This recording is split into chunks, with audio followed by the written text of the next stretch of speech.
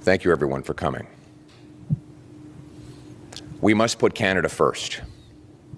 And that is why common-sense Conservatives condemn President Trump's massive, unjust, and unjustified tariffs, which will damage both American and Canadian economies. Canada is the United States' closest friend, greatest ally, and most important neighbor. We share the longest undefended border. We fought alongside the Americans in 2 world wars, Korea, and Afghanistan, where we lost 158 of our brilliant young men and women to avenge the attacks of 9/11 on New York and Washington. There is no justification whatsoever for these tariffs or this treatment. Canada will never be the 51st state. We are an independent, proud, and strong nation. I'd like to speak first to our American friends. You are our friends. You are our neighbors. We share the longest undefended border in the history of the world. You buy our products, and we buy yours. You have a trade surplus with us when energy is excluded. And when it is included, the deal is even better for you because you buy our oil and our gas at massive price discounts. Not because we're nice Canadians, but because here at home we've made really dumb decisions to prevent us from exporting our energy to any other countries. But either way, Americans are better off with this friendship. We share a continent, we share the same risks and the same potential enemies from around the world. Those kinds of enemies can metastasize into real dangers and actual attacks, as you saw suddenly and unexpectedly on 9/11. It's good to have friends when those sorts of things happen. And let me ask my American friends this question. Even if you believe in tariffs, how is it possible to put a 25% tariff on Canada and only a 10% tariff on China? In what strategic mindset does that make sense? If it's to do with fentanyl, the fentanyl is coming from China. It's killing our people too. We both have to do more to stop it, but we can do more when we do it together. Now, here at home, my message to the Liberal government: put aside partisan interests and recall Parliament. It is insane that in this great crisis, Parliament is shut down to deal with a crisis and a power struggle within the Liberal Party. Let's put aside partisan, political interests and recall Parliament to pass into place a common-sense Canada First plan. And here's that plan. 1, we must retaliate dollar for dollar, carefully aiming those tariffs at maximizing the impact on American companies while minimizing the impact on Canadian. We must maximize the impact on American companies while minimizing the impact on Canadian consumers and businesses. That means targeting U.S. products that A, we can do without, B, we can buy elsewhere, or C, best of all, that we can make here at home. That best example of that would be steel and aluminum. We make the best and cleanest steel and aluminum here, but we've lost a lot of jobs to China and the United States. We should put tariffs on American steel and aluminum so that we can bring home that production to this country. 2, the tariffs must not be a tax grab. None of the money from the tariffs should stay in government coffers or be spent on unrelated government priorities. All of it should go back to the workers and businesses that are affected, and most of it should go back in the form of a massive tax cut. And that is why I'm calling for the passage of an immediate emergency bring-it-home tax cut. The tax cut would be designed to save jobs, create jobs, crush inflation, and boost our economy. We need to cut taxes on work, investment, energy, home building, and making stuff at home. Let's start by axing the Liberal carbon tax and the Liberal capital gains tax hike. They should be the first on the chopping block. 4, we must immediately scrap the Liberal anti-energy law C-69 and greenlight job-creating projects now. That includes LNG plants, pipelines, mines, factories, port expansions, so that we can get our products to overseas markets without going through and profiting the United States. It was insane for us to block our industries before this crisis. It is a fatal mistake now. No longer can we tolerate special interests, politicians, and worst of all, corporate lobbyists who profit by shutting down industries, blocking resources in Canada while profiting off them in Brazil, the Middle East, China, and elsewhere. We must bring home production and self-reliance to our country. Which brings me to 5. We need to knock down interprovincial trade barriers to have truly free trade across our country. We are in this state because we sell twice as much to the Americans as we sell to ourselves. These interprovincial barriers are destructive. They kill jobs, they drive up consumer prices, and they cost the average family $6,000 a year. Let's knock them down, and let's be a truly free trading economy ourselves.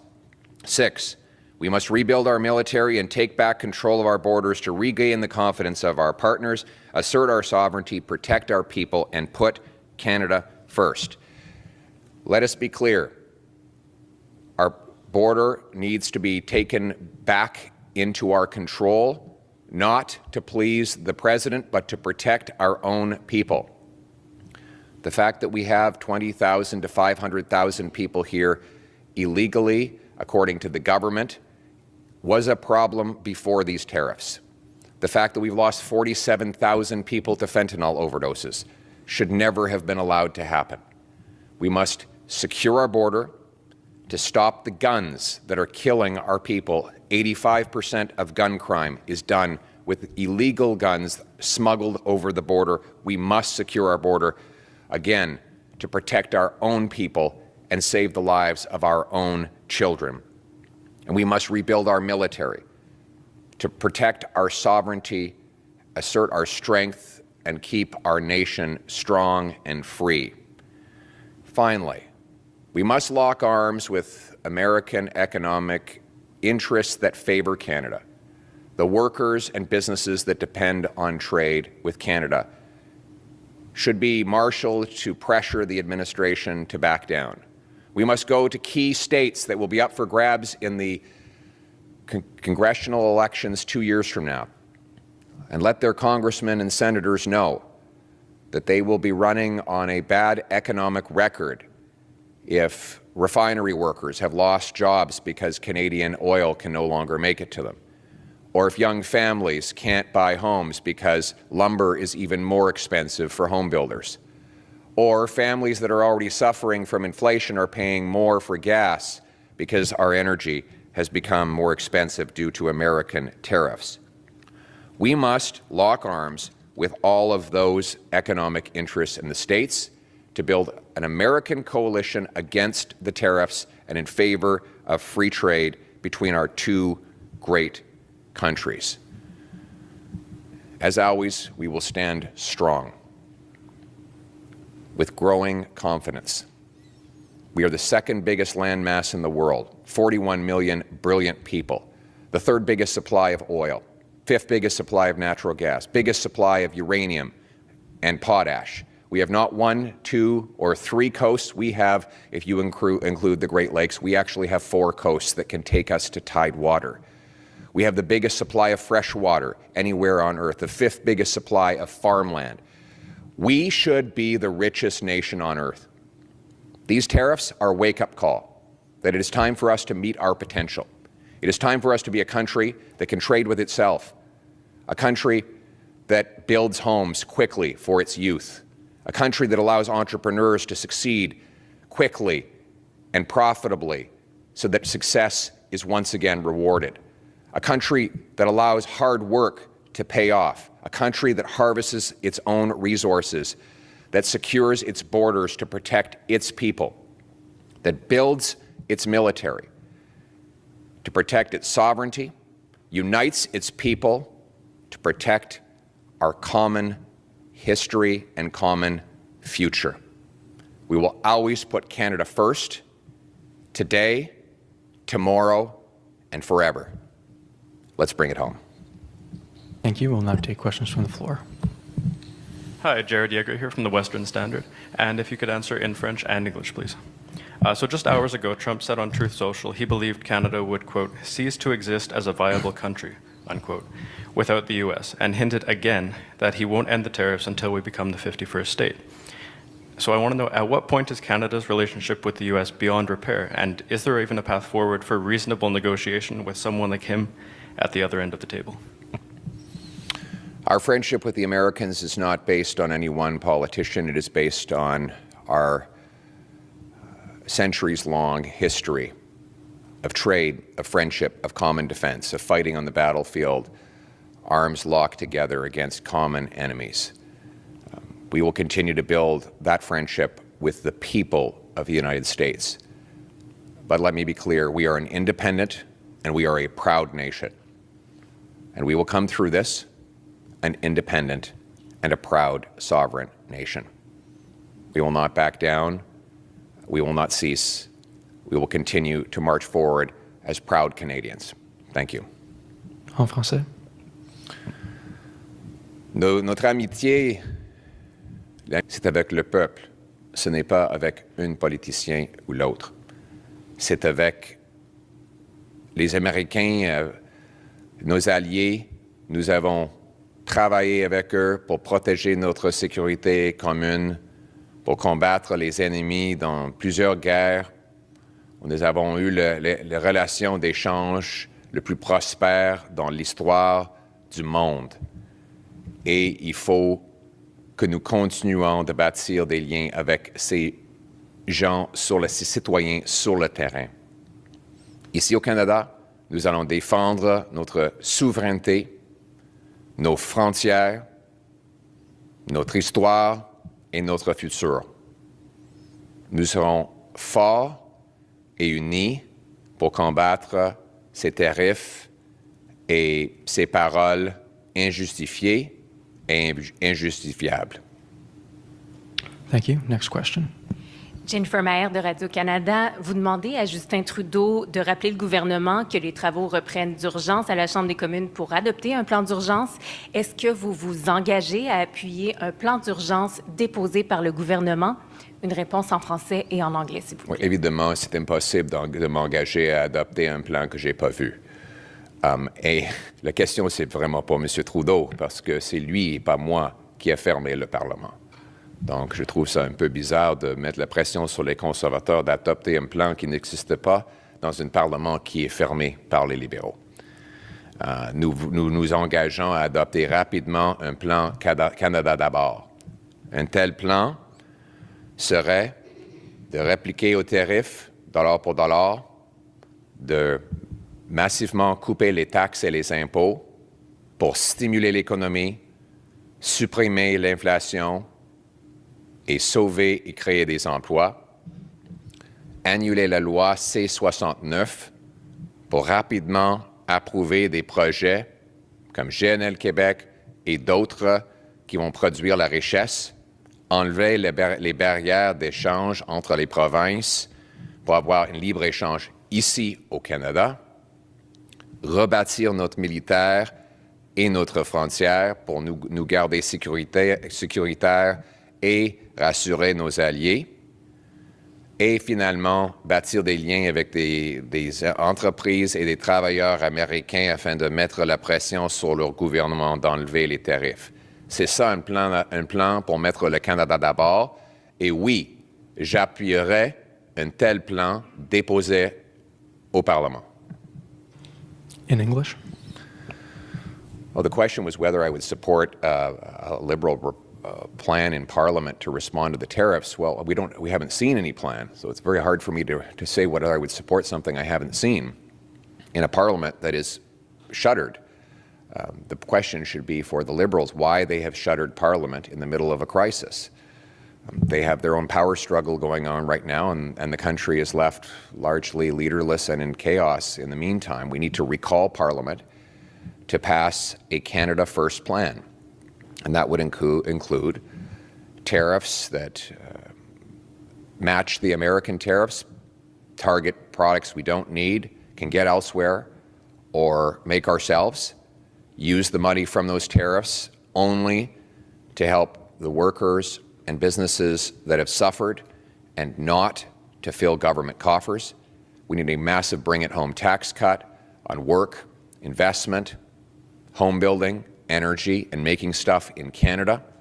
The purpose is to stimulate our economy, crush inflation, and protect and create jobs.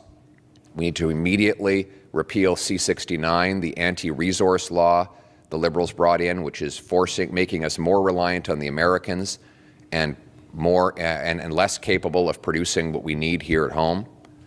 We need to rebuild our military and secure our borders, to protect our sovereignty and our people, and we need a massive campaign among American businesses and workers in order to pressure the administration to reverse these unjustifiable tariffs.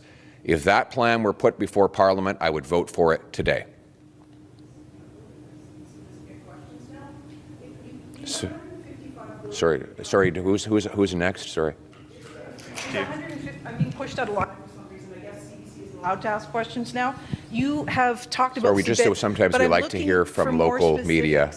Do you believe the government's promise of $155 billion in counter tariffs is enough? And what would you do differently to get the president to change course?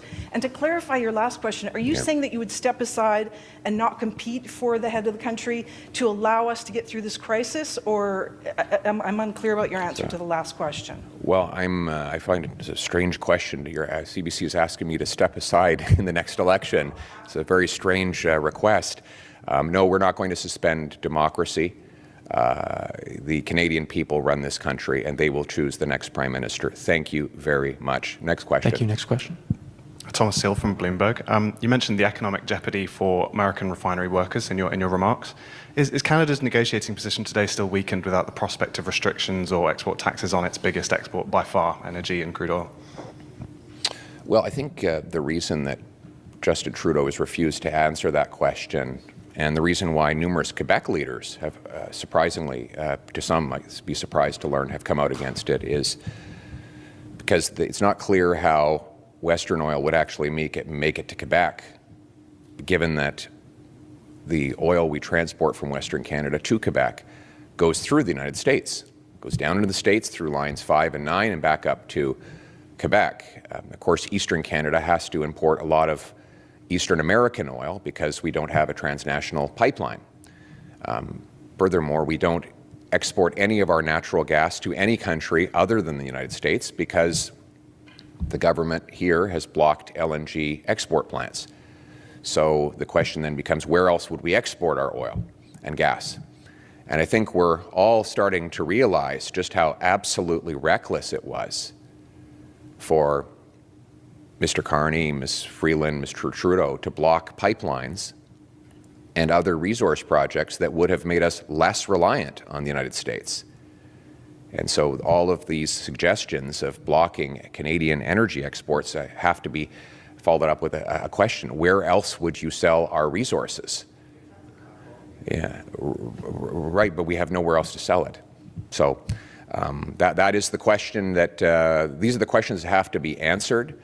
So far, the Prime Minister has said that he does not want to divide the country by attacking one industry in one region against the other, and I actually commend him for those remarks, and I agree with him on that. This will be the final question. Alex Zoltan, True North. Question is, do you believe that tit-for-tat tariffs with the United States could lead to a trade war that Canada cannot win? I believe we're already in a trade war, and I believe no one will win. I think both countries will lose. And that's my message to our American friends. Why? Why would you want both of our countries to lose a trade war when we have the most successful trading, security, and geographical relationship that any two countries have ever had in the history of the world?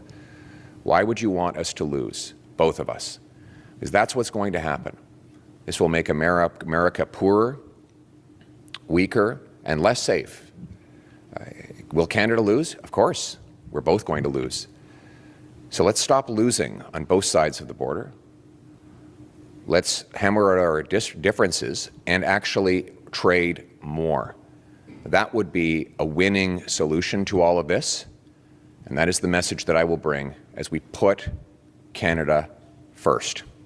Thank you very much.